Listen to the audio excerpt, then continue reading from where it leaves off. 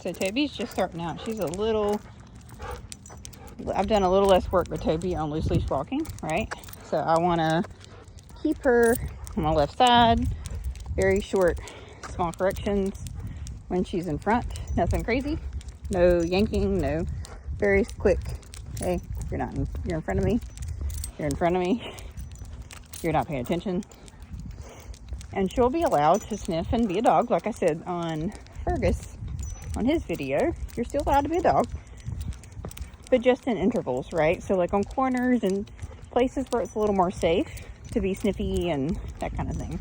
You still get to allow it. You're still allowed to be a dog. But walks need to be a little more structured. So kind of same thing for her. She's getting out in front, so I'm gonna stop.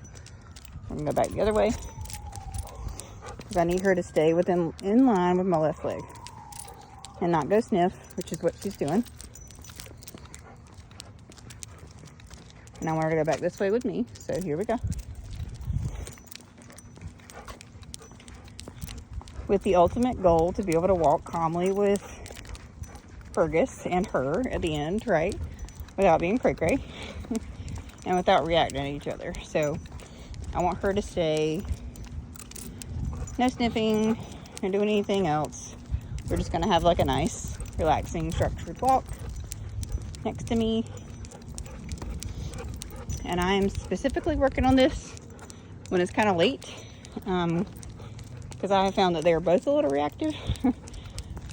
So working in a low distraction area first, which is neighborhood and nighttime. And then we'll graduate up more to daytime.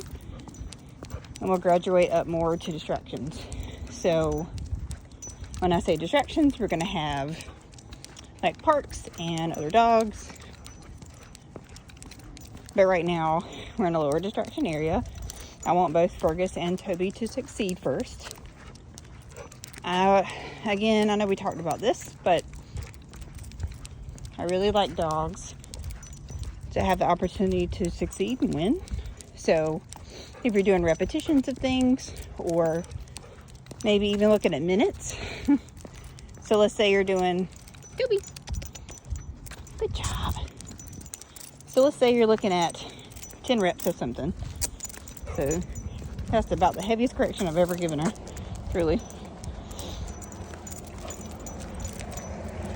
So let's say you're looking at, and I don't want to like tight taut leash the whole time, so we want pretty loose leash. And she's wanting to sniff and do anything else, right? In general, 10 minutes, 10 reps, whatever we were looking at. You want your dog to succeed. Tobie, good girls. Good job, Tobie. Good girls. We want your dog to succeed at least 80% of the time. So whatever it is, like 8 out of 10 reps out of a minute. If they're failing most of the minute, probably not good. You want your dog to succeed 8 out of 10 times. Without the mistakes, they're not learning. If they're doing well 100% of the time, which she's not here. She's hanging in the 80-20 right now. But if she were to be doing perfectly, then we need to up the ante a little, right? So we need to change our walks to high distraction areas, or maybe during the day where there's a lot of dogs, a lot of kids. Maybe change it to a park where there's a lot of cars, things like that. Gotta up the ante a little. But she's hanging in a good 80-20 because we haven't done as much leash work with her as we have with Fergus, because that's the issue. And like I said, the expectation is to hang with me. She's already peed and pottied and all that stuff. So she doesn't actually have to go. It's just like, I kind of want to smell that thing. Which she will be allowed to do when we get to a certain spot, but not on her terms. That's the main thing. So stay tuned.